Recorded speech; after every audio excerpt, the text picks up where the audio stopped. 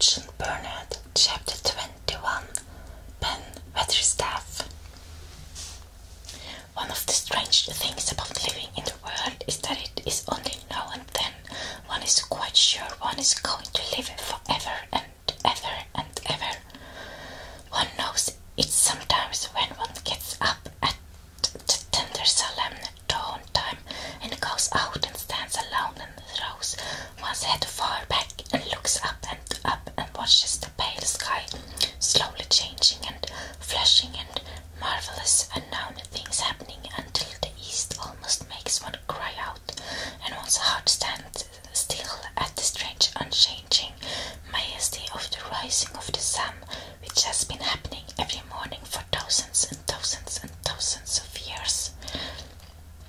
One knows it then for a moment or so, and one knows it sometimes when one stands by oneself in a wood and the sunset and the mysterious deep cold stillness slanting through and under the branches seems to be saying slowly again and again something one cannot quite hear, however much one tries.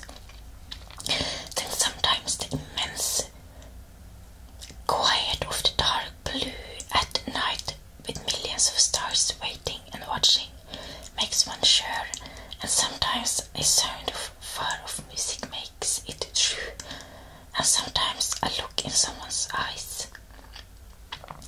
And it was like that with Colin when he first saw and heard and felt springtime inside the four high walls of a Eden garden. That afternoon the whole world seemed to devote itself to being perfect and radiantly beautiful and kind to one boy. Perhaps out of pure heavenly godness the spring came and crowded everything it possibly could into that one place. More than once Dickon paused in what he was doing and stood still with a sort of growing wonder in his eyes, shaking his head softly. It is greatly, he said. I am 12 going on 13, and there's a lot of afternoons in 13 years, but it seems to me like I never seed one as greatly as this here. Aye, it is a greatly one, said Mary, and she sighed for mere joy. I'll warrant it's the greatest one as ever was in this world. Dost thou think, said Colin with dreamy carefulness, as happened, it was made Loic, this here all on purpose for me, my word, cried Mary admiringly, that there is a bit how good Yorkshire, thou'rt shaping first rate that art, and the light ray in't. They drew the chair under the plum tree, which was snow white with blossoms and musical with bees. It was like a king's canopy of fairy kings. There were flowering cherry trees near and apple trees whose buds were pink and white, and here and there one had burst open wide between the blossoming branches of the canopy. Bits of blue sky looked down like wonderful eyes. Mary and Dickon worked a little here and there, and Colin watched them. They brought him things to look at, beds which were opening, beds which were tied closed, bits of twig whose leaves were just showing green, the feather of a woodpecker with head dropped on the grass, the empty shell of some bird early hatched. Dickon pushed the chair slowly round and round the garden, stopping every other moment to let him look at wonders springing out of the earth or trailing down from trees. It was like being taken in state round the country of a magic king and the queen and shown all the mysterious riches it contained. I wonder if we shall see the robins, said Colin. They'll see him often enough after a bit, answered Dickon. When the eggs hatches out the little ship, little pig keeps up his he'll make his head swim. They'll see him flying backward and forward, carrying worms not as big as himself. As that much noise going on in the nest when he gets there, as fear flusters him, so as he stares knows which big mouth to drop the first piece in, and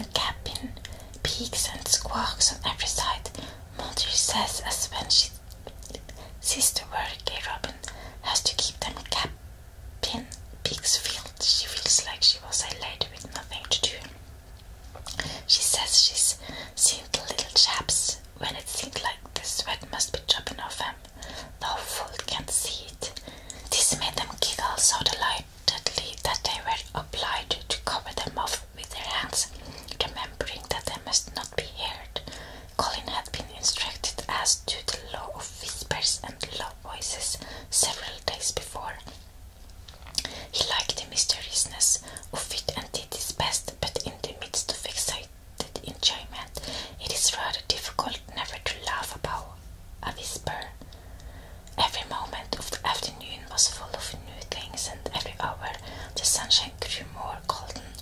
The wheelchair had been thrown back under the canopy, and Dickon had sat down on the grass and had just drawn out his pipe when Colin saw something he had not had time to notice before. "That's a very old tree over there, isn't it?" he said. Dickon looked across the grass at the tree, and Mary looked, and there was a brief moment of stillness. "Yes," answered Dickon, after it, and his low voice had a very gentle sound. Mary gazed on the tree and thought, "The branches are quite grey, and there's not a single leaf anywhere." Colin went on, "It's quite dead, isn't it?" "I," admitted Dickon, "but them roses as has climbed all over it will near hide every bit of the dead wood when they are full of leaves and flowers." "It won't look dead then, it'd be the prettiest of all." Mary still gazed at the tree and thought, "It looks as if a big branch had been broken off," said Colin. "I wonder how it was done." "It's been done many a year," answered Dickon, with a sudden relieved start, and laying his hand on Colin.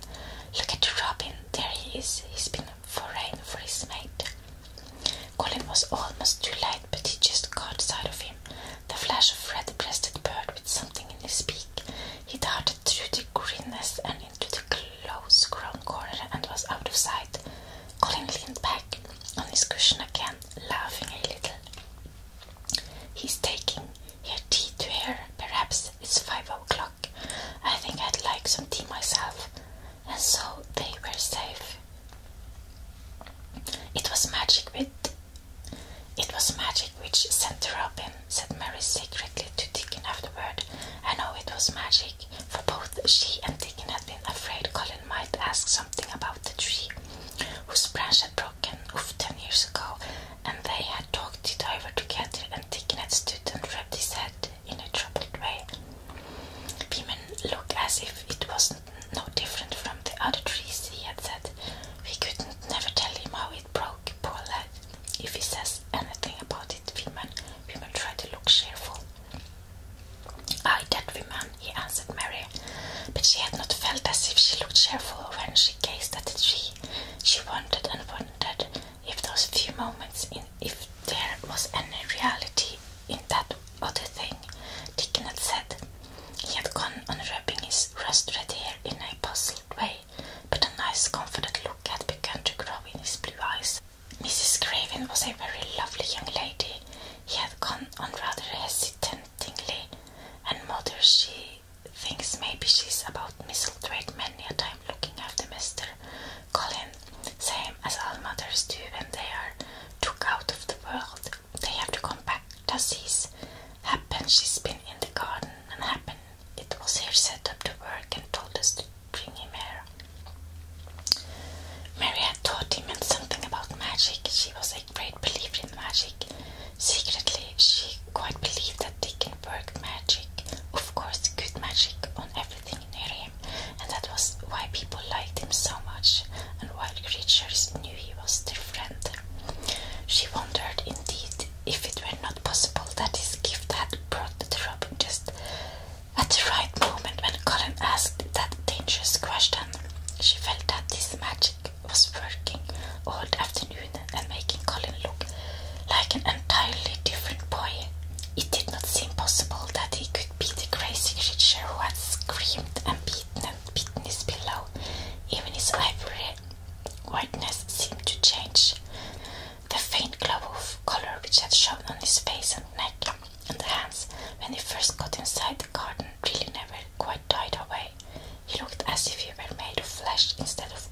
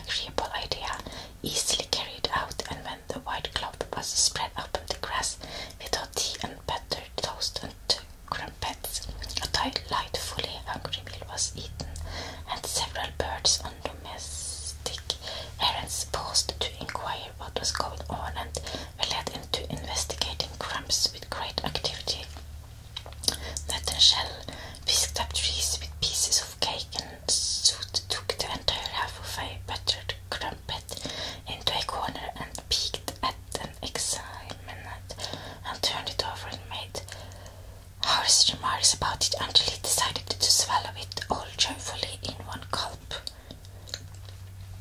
The afternoon was dragging towards its mellow hour. The sun was deepening the cold of its lances. The bees were going home and the birds were flying past less often. Dickon and Mary were sitting on the grass. The tea basket was repacked, ready to be taken back to the house, and Colin was lying against his cushions with his heavy locks pushing back from his forehead and his face looking quite a natural colour. "I don't want this afternoon to go," he said, "but I shall come back tomorrow, and the day after, and the day after, and the day after. You'll get plenty of fresh air, won't you?" said Mary. "I'm going to get nothing else," he answered. "I've seen the spring now, and I'm going to see the summer. I'm going to see everything grow here. I'm going to grow here myself." "That's a will," said Dickon. "You still have the walking about here, and Dickon same as other folk forlorn." Colin flushed tremendously. "Walk," he said. "Dick, shall I?" Dickon glanced at him, was delicately cautious. Neither he nor Mary had ever asked if anything was the matter with his legs. "For sure, the will," he said stoutly. "They've got legs so tiny on, same as other folks." Mary was rather frightened until she heard Colin's answer. "Nothing really ails them," he said, "but they are so thin and weak. They shake so that I am afraid to try to stand on them." Both Mary and Dickon drew a relieved breath. "When thou stops being afraid, they'll stand on them," Dickon said with renewed cheer, "and they'll stop being afraid in a bit." "I shall," said Colin, and he lay still as if he were wondering about things. They were really very quiet for a little while. The sun was dropping lower. It was the hour when everything stills itself, and they really had had a busy and exciting afternoon. Colin looked as if he were resting luxuriously. Even the creatures had ceased moving about and had drawn together and were resting near them. Soot had perched on a low branch and drawn up one leg and dropped the grey film drowsily over his eyes. Mary privately thought he looked as if he might snore in a minute. In the midst of this stillness it was rather startling when Colin half lifted his head and exclaimed in a loud, suddenly alarmed whisper, "Who is that man?" Dickon and Mary scrambled to their feet. "Man!" they both cried in low, quick voices. Colin pointed to the high wall. "Look," he whispered excitedly, "just look." Mary and Dickon wheeled about and looked. There was Ben Weatherstaff, indignant face, glaring at them over the wall from the top of a ladder. He actually shook his fist at Mary. "If I wasn't a Bachelder and there was a bunch of mine," he cried, "I give thee a hiding." He mounted another step threateningly, as if it were his energetic intention to jump down and deal with her. But as she came toward him, he evidently thought better of it and stood on the top step of his ladder, shaking his fist down at her. "I never thought much of thee," he harunget. "I couldn't abide thee the first time I set eyes on thee." A scrawny, buttermilk-faced young besom always asking questions and poking the nose where it was now wanted. "I never knowed how thou got so thick with me. If it hadn't been for the robin, drat him." Ben Weatherstaff called out Mary, finding her breath. She stood below him and called up to him with a sort of gasp. "Ben Weatherstaff, it was the robin who showed me the way." Then it did seem as if Ben really would scramble down on her side of the wall. He was so outraged. "The young baron," he called down at her, laying the madness on a robin. "Not but what is impedient, and no for anything. Him showing thee the way. Him, the young now." She could see his next words burst out because he was overpowered by curiosity. "However, this world did get in. It was the robin who showed me the way," she protested obstinately. "He didn't know he was doing it, but he did. And I can tell you from here, while you are shaking your fist at me." He stopped shaking his fist very suddenly at that very moment, and his jaw actually dropped as he stared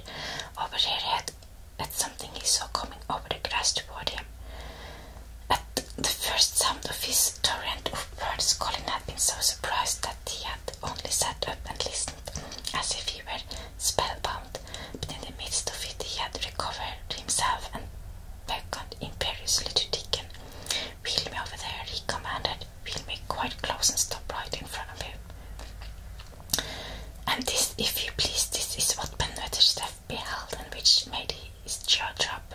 A wheelchair with luxurious cushions and ropes which came toward him, looking rather like some sort of stagecoach, because a young Raya leaned back in it with royal command in his great black-rimmed eyes, and a thin white hand extended haughtily toward him, and it stopped right under Ben Wetherstaff's nose.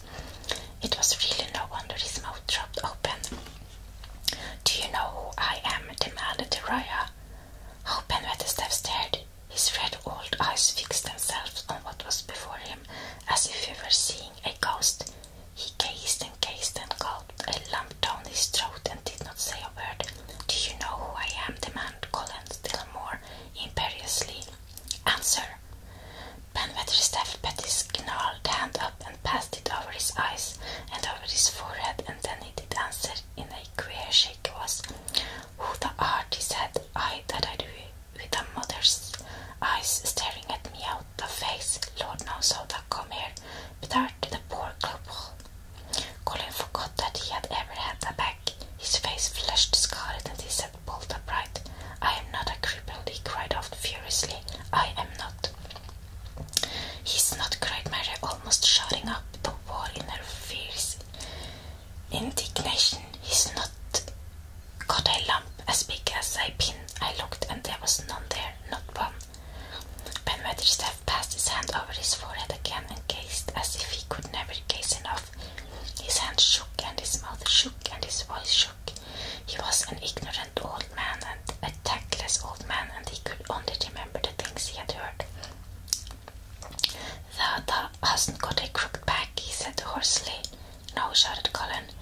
Thou hasn't got crooked legs," cowered Ben more hoarsely yet. It was too much. The strength which Colin usually threw into his tantrums rushed through him, now in a new way. Never yet had he been accused of crooked legs, even in whispers, and the perfectly simple belief in their existence, which was revealed by Ben Wetherstaff's voice, was more than Raya of flesh and blood could endure. His anger and insulted pride made him forget everything but this one moment, and filled him with a power he had never known before, an almost unnatural strength. "Come here," he shouted to Deacon, and he actually began to tear the coverings of his lovely limbs and disentangle himself. Come here, this minute." Deacon was by his side in a second. Mary caught her breath, and in a short gasp and felt herself turn pale. "He can do it, he can do it, he can do it, he can." She gabbled over to herself under her breath as fast as ever she could. There was a brief fiercely scramble. The rags were tossed on the ground. Deacon held Colin's arm. The thin legs were out, the thin feet were on the grass. Colin was standing upright, as straight as an arrow, and looking strangely tall. His head drawn back and his strange eyes flashing lightning. "Look at me," he flung up at Ben Wetherstaff. "Just look at me, you. Just look at me." "He is as straight as I am," cried Deacon. "He is as straight as any lad in Yorkshire." What Ben Wetherstaff did, Mary thought queer beyond measure. He shook and gulped, and suddenly tears ran down his weather-wrinkled cheeks as he struck his old hands together. He burst forth the lies-full tales. "Thou art as thin as a lad, and as white as a wraith, but there's not a knob on thee. Thou'll make a mon yet, God bless thee." Deacon held Colin's arm strongly, but the boy had not begun to falter. He stood straighter and looked Ben Wetherstaff in the face. "I am your master," he said. "When my father is away,